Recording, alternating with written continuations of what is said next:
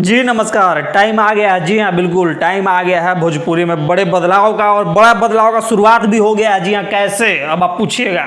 तो उससे पहले हम आपसे चाहेंगे भैया पूछना कि आप फैन किसके हैं, दबंग स्टार खेसारी लाल यादव जी का, पावर स्टार पवन सिंह जी का, या भोजपुरी का फैन है, या कोई और स्टार का फैन है जैसे कि नीलकमल सिंह जी हो गए, हमारे अरविंद अकेला कल्लू जी हो गए, या अक्षरा सिंह जी का फैन है। किसके आप फैन किसके हैं पहले जो है कमेंट सेक्शन में कमेंट करके बताइए।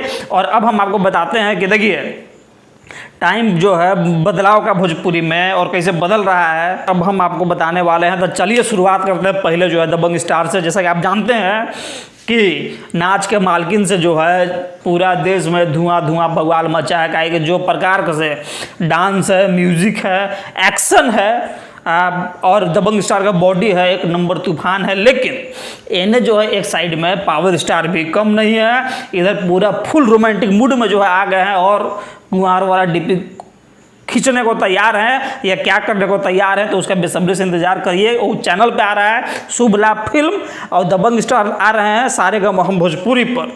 तो देखिए